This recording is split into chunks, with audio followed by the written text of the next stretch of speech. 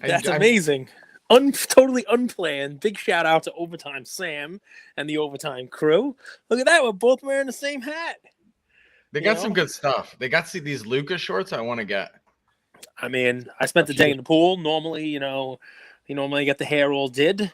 We're doing the episode here Sunday evening. I was going to go do the hair, but, I decided, and I'm also not taking it off and not showing the hair because Ryan, our Collector 2, has the monopoly on this week on hair with no gel, and a lot of stories about that. So I'm not gonna show you my hair with no product in it. That's not happening. For me in that video. And by the way, episode 693, the Fractional Report before opening bell, sponsored by Collectable, the best sports card podcast in the world. It's where you get all your hobby news, information, and laughs. It was how he was stroking his hair with his hand. It was the motion. He didn't want us to see the non-gelled hair. That was your favorite? How you like watching him stroke himself? Oh, we're going right there. A topic you brought up, I see. We're playing ping pong. No big deal. I'm ready. Dude, by the way, let me just tell the crew here.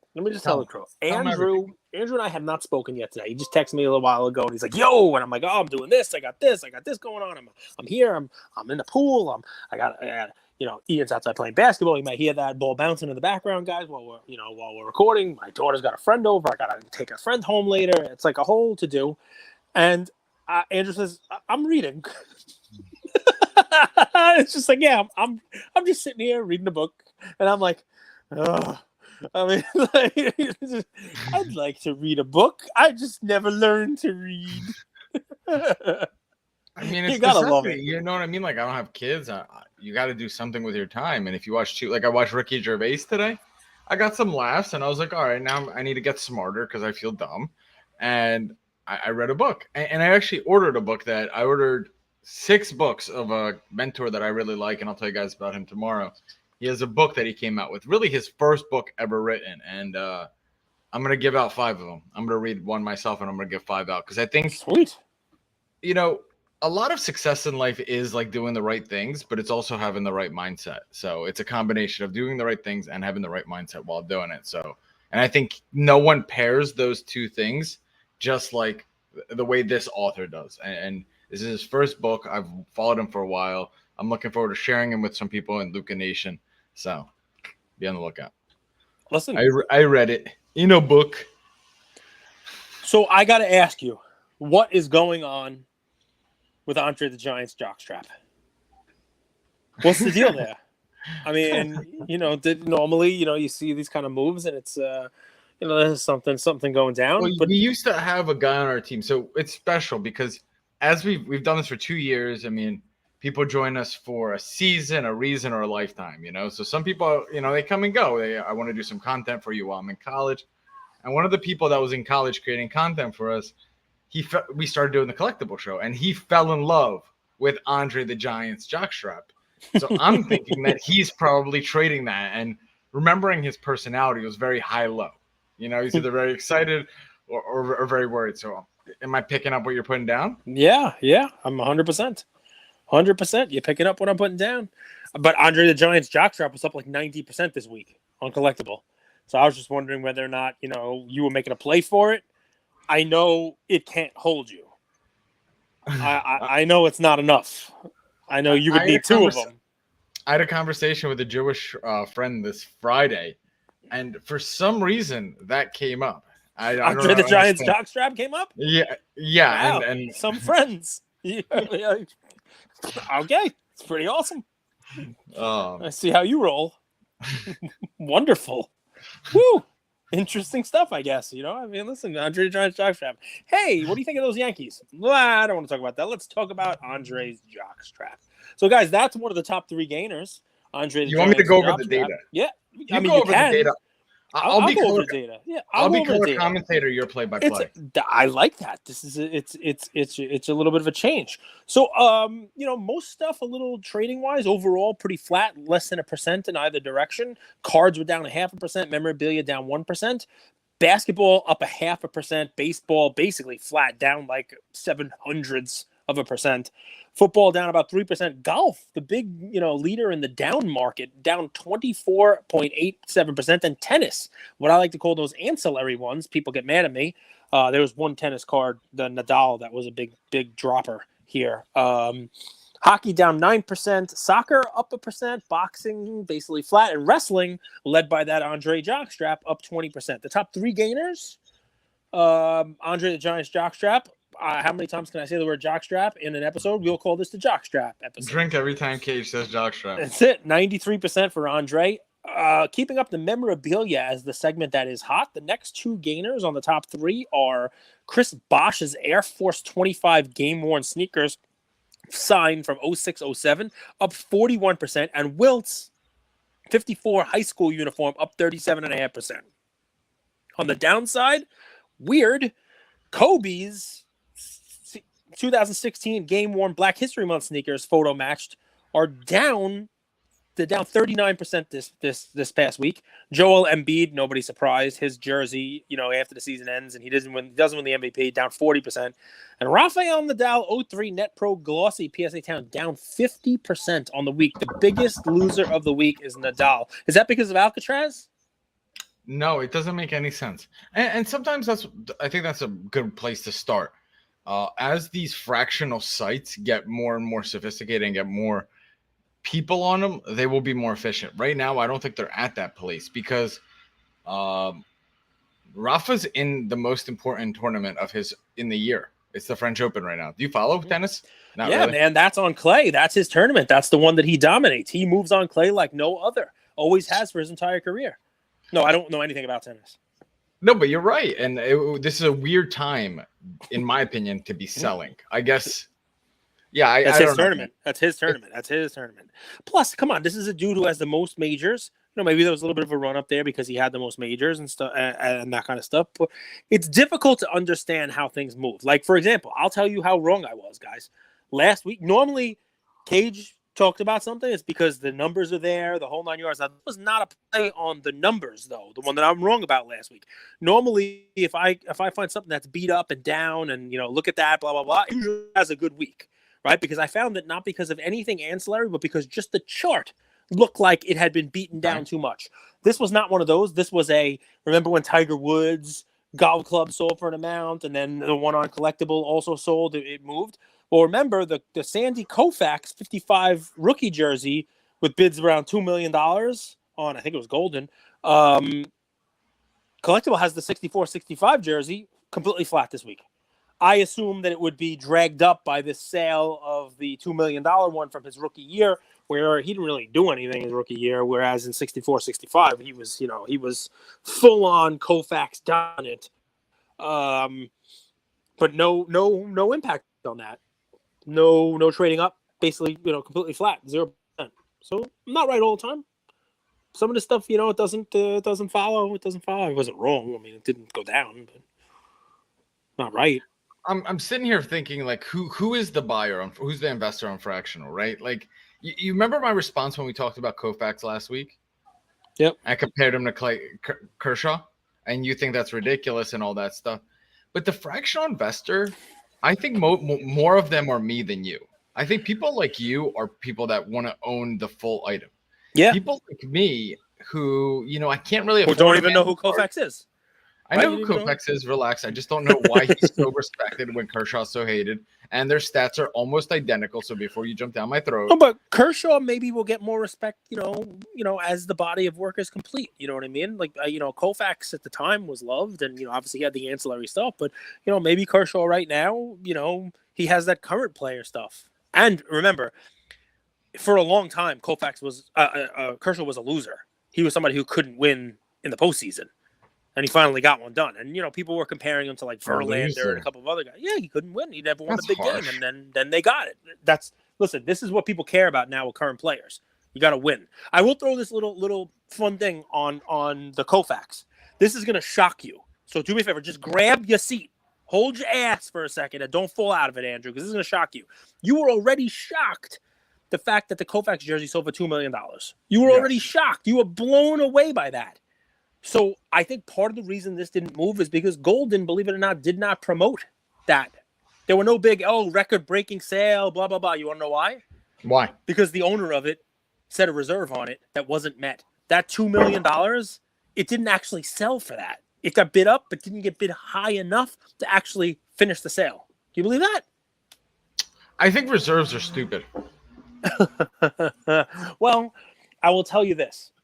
The person who owns that jersey, who thinks it's worth $3 or $4 million, this week he doesn't think, or she doesn't think that reserves are stupid, because they tested the water, saw that the market price did not meet what their expectation was for what this is worth. They now know. Go ahead. Auctions are so weird because all the value sometimes falls to the seller. Well, what's the value there to the buyer? The buyer should have got a steal, in theory.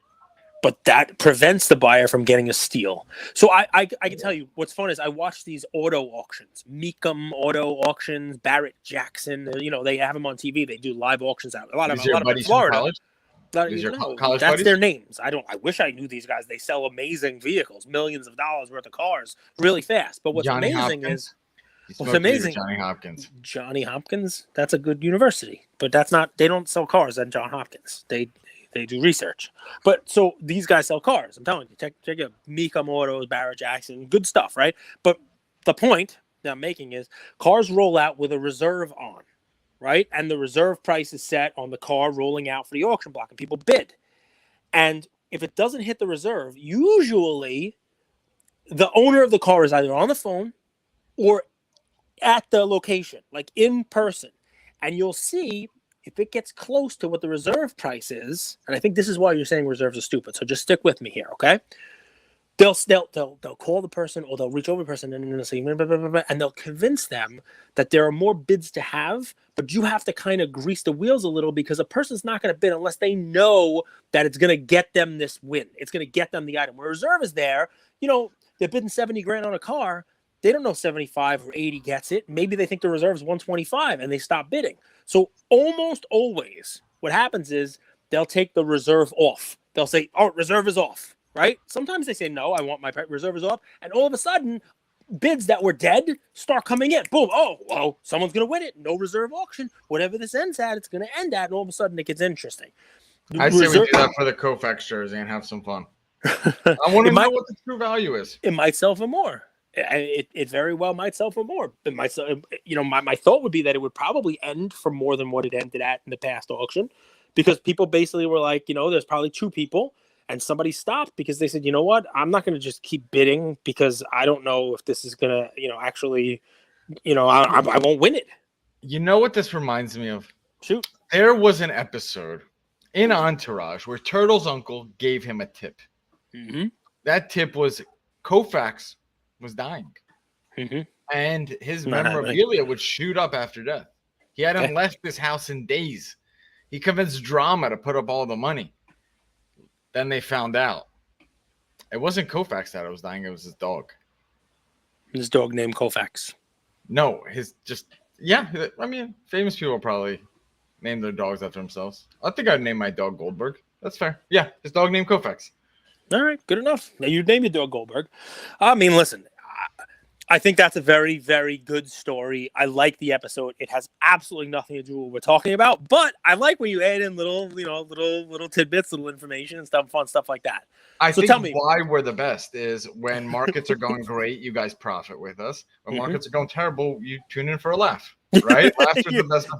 And we try to find stuff that's not terrible. Listen, in these markets, we say it's terrible. In these markets, sometimes things hit floors, right? Things hit floors in these markets. So quality assets hit floors, and you can kind of see them start to bounce, right? So I purchased myself, just so that everybody knows here, I purchased a Tiger Woods card for myself for my own PC that I have no intention of selling. I purchased a LeBron James, and a card that I think has a floor, right? A card out there that has a floor that we now see what the trading range is. Your cards on the floor.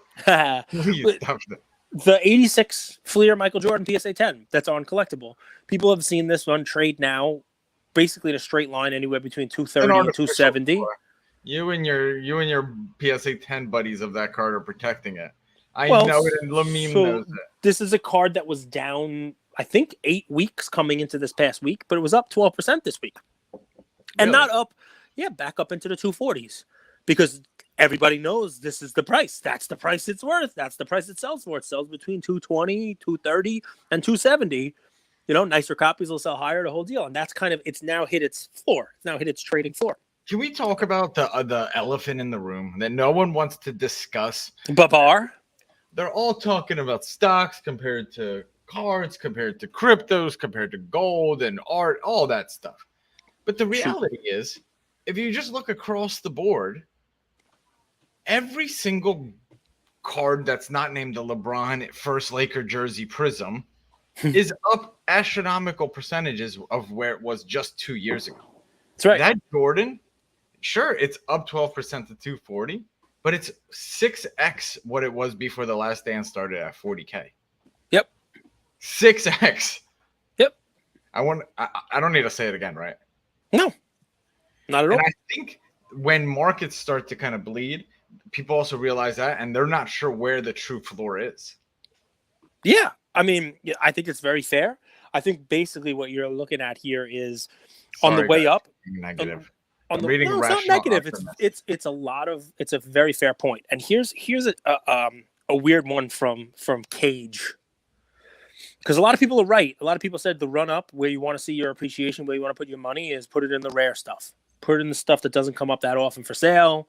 Put it in those because, when the going's good and everybody's making money, you're going to make more money with that stuff because people are going to chase. They can only get that 1 or 2 or 8 opportunities to get that card. That's your Prism Golds, the whole deal. And you wind up seeing these crazy high prices.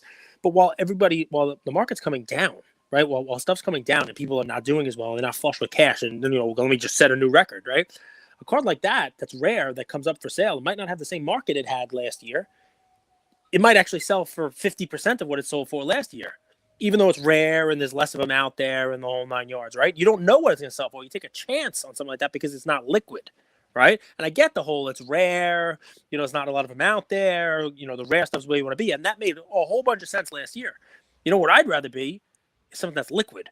So I know what it's worth, right? And I see sales of it. I see multiple sales of it. And I see what that's something you can see where a floor comes in.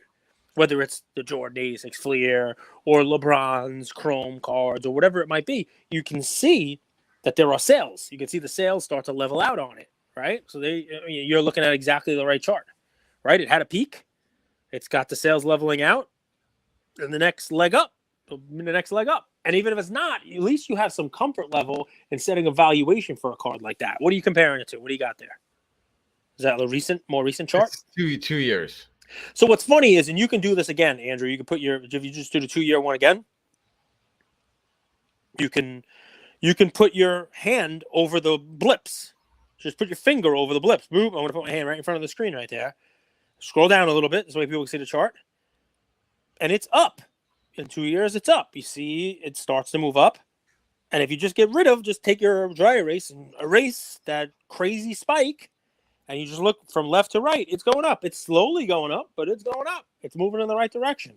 Sure, if you bought very weird chart, by the way. If you bought there, that's it's interesting and odd stuff. But if you just bought here and you're holding it, it's up. It's up from where it was. I don't love the chart, and everybody would love to see the chart going up. But that's a very similar chart to what everybody else's cards look like, except for that weird spike a couple months ago. I don't know where that spike is. That must have been that one card that the guy planned on buying and trying to move it over to BGS 10. He thought it was the most gorgeous version of the card out there, Guys, in the comments, forget money for just a second. Just forget money. Forget it. All dollars aside, what's the Jordan card to own? I'm curious what people will say. What's the Jordan card to own? Because there's so many cool Jordan cards out there, Cage. Yeah. I mean, right now, there are more than a handful of lunatics that say that the Michael Jordan PMG Green or PMGs are the one to own. And it's because the Kaboom Cabal, the money people who have money in the hobby and run the hobby say that is the card to own. That is the card to own. There are plenty of other Michael Jordan cards out there that are numbered to 10 or 15 or 25 or whatever it is, that if enough people got around to saying that's the card. Nick Uliano, I don't know if I'm butchering his name. One of the nicest guys, by the way, in the hobby. Yep. He has the Redemption Scoring Kings, hand signed 1 of 1. Yeah. I don't know. I'm hideous. Curious. Huh? I think it's a hideous card. It's chipped all over the place. Yeah. I mean, it has to be. So They weird. bought an old one and they did those buybacks. They just don't do it for me. That's they take an old card, they buy it back, they have them sign it, put it in a product, and it's hand numbered 1/1. Like that's now you took a 1993 card, you inserted it into like a 2007, 2008, 25-year later product or whatever, Okay. 15-year later product, and now it's a 1/1 redemption or I don't know. Doesn't do it for you? No, it's a card from a year where Jordan wasn't even playing. Just like Larry Bird Prism cards don't do it for you because it's not even a playing time. It's like I didn't say that. I have all Larry Birds. I have a rainbow.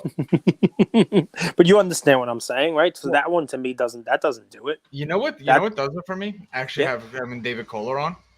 I think memorabilia for Jordan is a really interesting play compared to some of like the higher ticket items. Like memorabilia for Jordan, it's not going to have a pop of 314, right? Like you see with because the fleet PSA 10 314 is a lot. Mm-hmm. Yeah, I mean a lot depends on what you think a lot is. I happen to think, remember guys, I own this card, so I happen to think it's the most iconic basketball card in the world.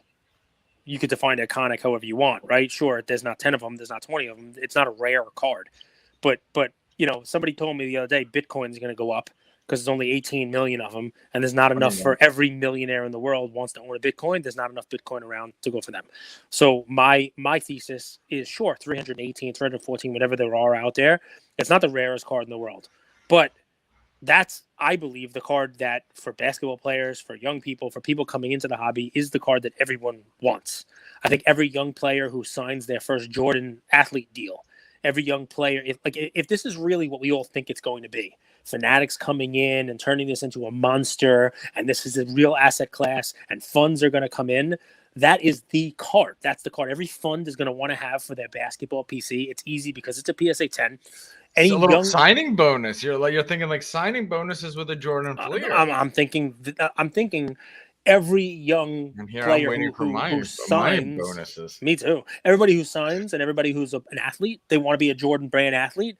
That's the card. Like that's the one. Like if an athlete comes into cards, that's the one they're gonna want. They're not gonna want a scoring Kings. They're probably, believe it or not gonna want a PMG. They don't know what a PMG is.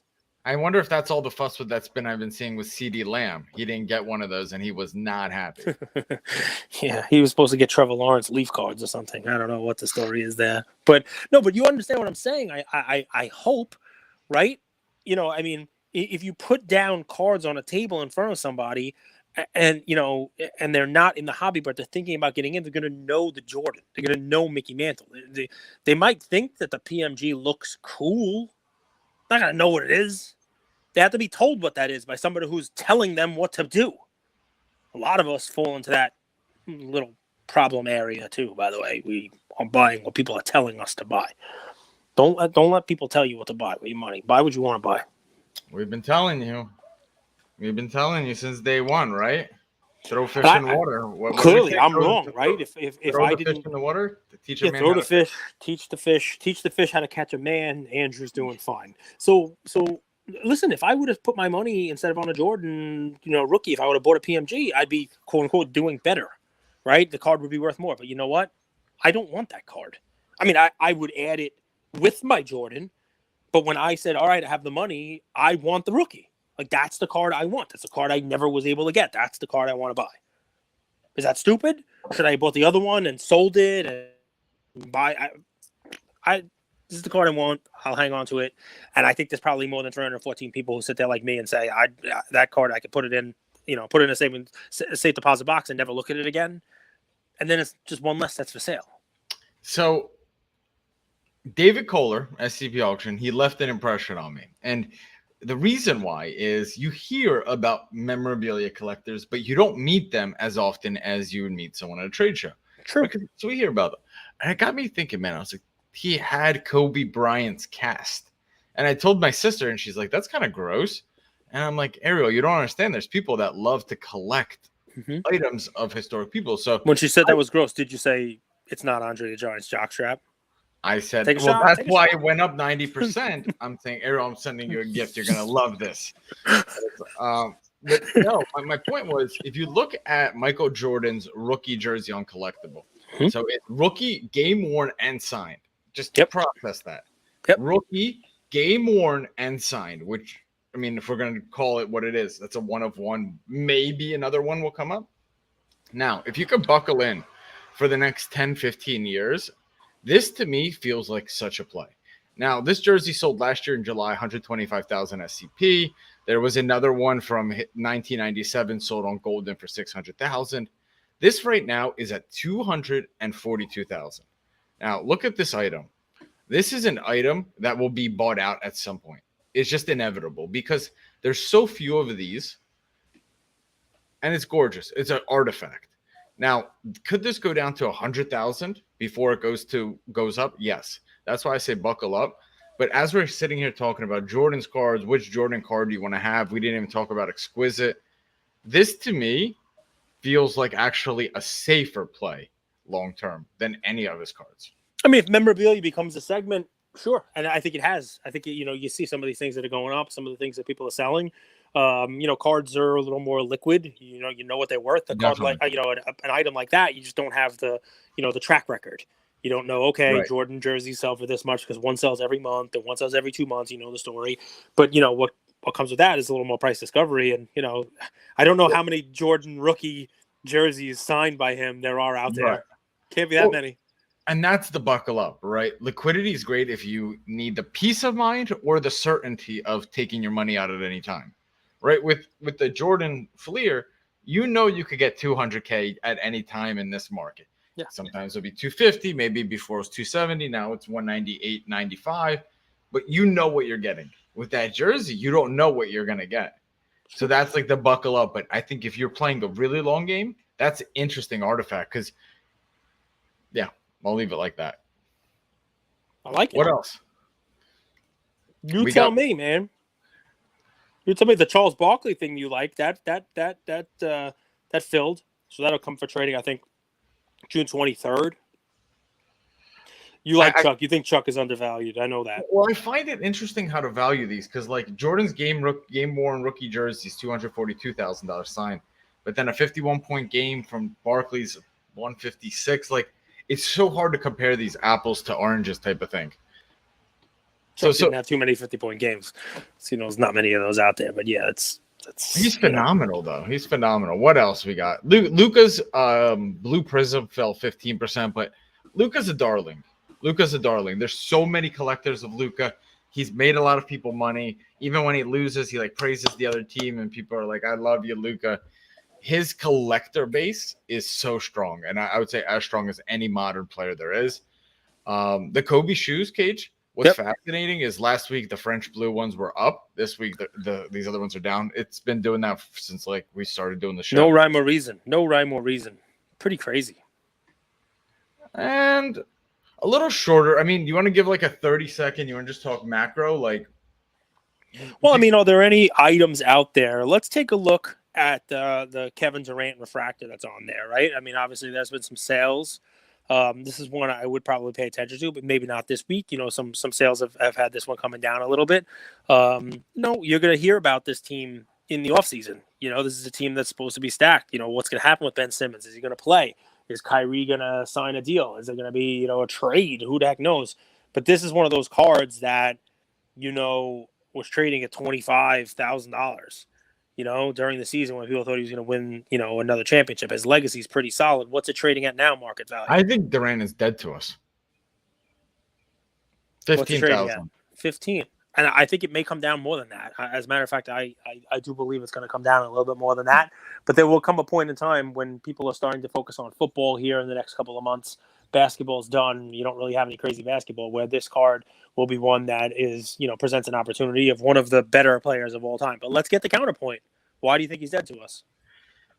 I don't think collector base. Let's stay on this topic, right? Like a collector. You look at Jordan. Jordan has a ton of cards, but because he has such a huge, loyal, passionate collector base, they love his cards. His cards are steady, even in difficult times. Luka, more modern. Tom Brady, collector base. I don't see LBJ, dude. LBJ's collector base is they'll fight you. They'll internet fight you. The bronze. So I would say actually Kobe's collector base isn't as rabid. You have Shai Way leading the way, but Other than that, I mean, just the Kobe kabooms. Man. Yes, No he others. really likes those. But my point is, I don't really see a ton of rabid fans or rabid collectors for Durant. And what makes it even more difficult is what Durant are we collecting? We have Supersonics, which is super weird. We have OKC. Now we have the Warriors, and then we have the Nets. His best years, where were they? Were they OKC? They're definitely not Supersonics. But he's more successful in the Warriors, but that was Steph's team. So his collector base is so fragmented. I think you only see Durant really move when it's people gambling and speculating. Like the only reason I believe Durant's moved was because, unfortunately, I love you, Gary, but this was a miss on your part. Was when Gary was like, Durant's gonna bring a title to like New York, and buy his stuff now, and the first time he drops 50 in Brooklyn, the cards are gonna explode. Yep. This is why I've been telling you guys: you listen to Gary for business advice, you come to me for scouting and basketball. It wasn't wrong. Durant was great, but the team itself is sort of a mess. Durant's a great player. Always has been, and will go down now as an all-time great. He's got many, many years left. What's funny? Shoot. Sorry, I keep cutting you off. No, go ahead. People said Durant was better than Curry up until this year. I still say Durant's better than Curry. No, you don't. As a player, 100%. Overall player, Durant's a better player. You would take Durant over Curry. That's as if you're telling me who is a better player, a 7-footer with the 7'7" wingspan that can play defense, that can shoot the three, that can drive. Yes, Durant is a better player than Steph Curry. Light him up in the comments, Luca Nation. I'll take it. Right now, obviously, Steph is playing and probably going to win another title, but he's never won the Finals MVP, right? Maybe that changes this year. He is a fantastic, fantastic three-point shooter. He is a great player. He is a great team player, right? But you're telling me, you're asking the question, who's a better basketball player? Who's a more talented basketball player? Better basketball player? You have to say Durant. You have to. And I think anybody who doesn't is probably not watching the games, bro. I would invest in Steph now, of course. I mean, he's got the legacy. You right? don't invest in autos, and Steph doesn't. But you could get his refractor. His refractor. His chrome refractor. I would definitely get one of those, 100%. Cage hates autos. You're such a particular guy. If you were a woman, you'd be like the woman, like, I don't use like product purses. Like, I only use Fendi. Yeah, brand loyalty. 100%. You don't do autos at all. It's just, so here's the thing. Tell me the thing. When I was collecting in the late 80s and early 90s, autos were not part of the products. They did not come in to products until the late 90s. Mid 90s had some random ones here and there. You see the Jordan SPX die cut and that kind of stuff. There were no autos. People were not chasing autos. Well, inserts just started. There was when you bought a pack of baseball cards, you were looking for a good player in a base card, right? That was baseball cards. Obviously, we've evolved and they became chases, but that was never my thing.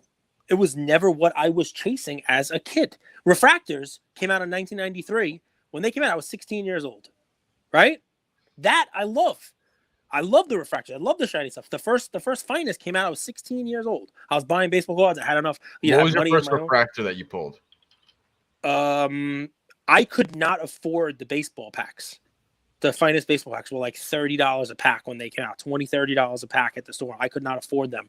So I never opened up as a kid. I never opened up a pack of 93 finest baseball. I love it. And I love that set. I tried to build the refractor set at PSA 10 and gave up on it because there is no Bernie Williams in a 10, believe it or not.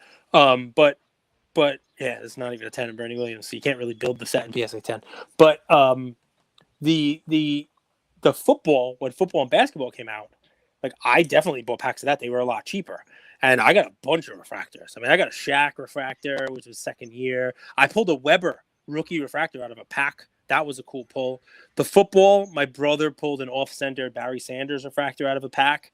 So that was kind of cool. There's good stuff. The football was blue, and the basketball is that weird, like, awkward-looking product. Some of them have brick walls. I pulled the one with the brick walls, like an all-star. It's not as good. That's the Shaq that I pulled. I pulled the Shaq with a brick wall. Not as good. So anyway, the autos weren't there. They weren't in the packs. They weren't inserted. So it's just It never was my jam. Give me an 89 Upper Deck Griffey or give me an 83 Topps Tony Gwynn. You know, take those. Let's wrap with this final question. You're Yep. on the hot seat. Mm-hmm. Mantle and Ruth aside, Mm-hmm. and Wagner, Okay. and Cobb. Okay. Who is the next vintage baseball player you would invest in? Jackie Robinson. Jackie Robinson. Yeah, Jackie Robinson. Yeah, I mean, 100%. Jackie Robinson. No good? I mean, Collectibles has quite a few Jackie Robinsons. Oh, yeah. And a really nice one. The 3.5 that they have is nicer than most of the 4s, 5s, and, 6s that have been sold recently. Signed model bat. That means it's a bat that they used to make all his other bats. Bats. So that's a cool piece. That's a piece that was signed by him, but not game used by him. It's a professional model, so it was designed for him to use, but it was not actually used by him in a game.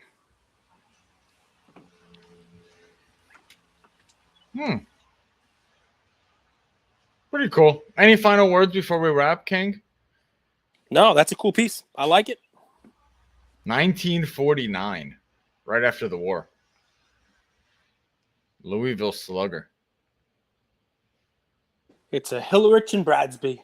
That was the Louisville Slugger. The bat for for Jackie Robinson.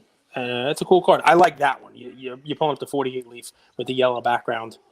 That's just a gorgeous card. Very nice reservation. Very nice. Just you see how it pops, Cage? Love you, brother. Luca Nation, that's all right, a wrap. Guys. Talk to you soon. Thank you all for listening to another episode of Lucas, Tigers, and Bronzo My. I wanted to tell you about a new service that we have starting as of today, and I'm really, really excited to bring it to you guys. So, as a part of our partnership with SGC, we got 50 free submissions every single month, and many of you have taken advantage of that. And it's amazing that we could have the opportunity to 650 episodes, 675 episodes in, to go ahead and give back to our community. As people were sending those cards in, they asked, can we send 5, 10, 20 more cards to you guys? We'll pay for it, but we wanted them graded with SGC. You guys know SGC is turning cards around in 13 to 14 business days, have incredible customer service, and their secondary market values are going up day after day after day. And that's exciting for the hobby and exciting for the grading landscape. So we didn't want to just rush into it. We wanted to do it right. And what we did was I relocated here to Boca Raton, Florida. I opened up a P.O. box maybe 5 minutes away from SGC, and I will be hand delivering and hand picking up the cards. So you don't have to worry about anyone else touching your cards. It will be me, and I will update you every step of the way. So here's how it's going to work. I'm going to personally pick up the cards from a P.O. box, prep them, new card saver, new penny sleeve, and deliver them to SGC every single Tuesday. Why Tuesday? Well, it lets the stragglers over the weekend come back through on Monday and gives me a day to prep, and it basically gives SGC the entire week to work on grading those cards. Once your cards pop, only then at the end of the process will you be paying for the service. It's $25 per card, simple as that, and the turnaround times have never been faster. We're hearing right now 13, 14, less than 20 business days. So there it is.